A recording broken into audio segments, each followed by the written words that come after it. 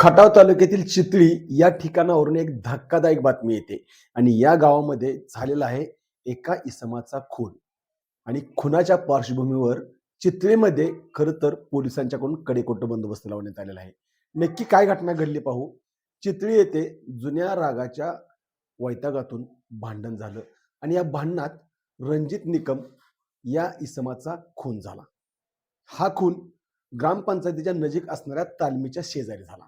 कारण 7:30 ते 8 वाजण्याच्या सुमारास रणजित निकम आणि हल्लेखोर यांच्यामध्ये भांडणांचा प्रकार झाला. त्या भांडणातून ग्रामपंचायतीच्या नजीक असणाऱ्या तालमीच्या अंधारामध्ये रणजित निकम यांच्यावरती शस्त्राने हल्ला झाला आणि यामध्ये वर्मी घाव बसून रणजित निकम यांचा खून झाला.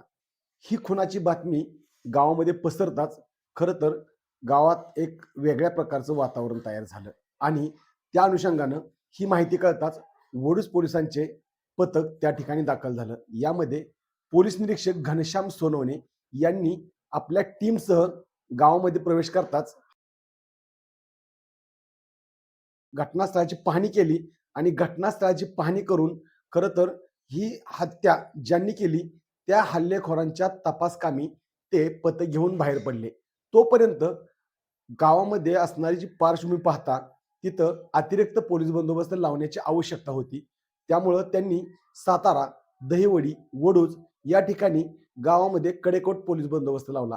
सध्या गावात दहशतीचं वातावरण आहे आणि त्यामुळं तिथं चोख पोलीस बंदोबस्त लावण्यात आल्याचं आपल्याला पाहायला मिळतंय. आपण या व्हिडिओच्या आणि फोटोंच्या माध्यमातून पाहू शकता. चितळी ग्रामपंचायतीच्या समोर, त्याचबरोबर चितळीतील जे मुख्य चौकामध्ये असलेलं मंदिर आणि त्या ठिकाणी पोलीस बंदोबस्त आणि पोलिसांचा खडा पहारा आहे. खरं तर ही हत्या जुन्या भांडणातून झालेली आहे. त्यामुळं गावात एक भीतीचं वातावरण पसरल्यामुळं पोलिसांनी खरं तर हा चोख बंदोबस्त लावलेला आहे. आता तिथं पोलिसांची विविध पथकं तैनात झाली असून उद्या शिवजयंतीच्या पार्श्वभूमीवर खरं तर कडेकोट पोलीस बंदोबस्त चितळीमध्ये लावण्यात आल्याचं आपल्याला पाहायला मिळते. आणि आत्ताच आपण वडूजचे पोलीस निरीक्षक घनश्याम सोनवणे यांच्यासोबत संपर्क साधला आणि याबद्दल माहिती घेतली असता हा खून जुन्या रागातून झाल्याचं त्यांनी स्पष्ट सांगितलं आणि सध्या हा खून ज्यांनी केला त्या हल्लेखोरांच्या तपासकामी विविध ठिकाणी पोलीस पथकं तैनात झाले आहेत. आपला आवाज न्यूजमध्ये संदीप जठार, चितळी.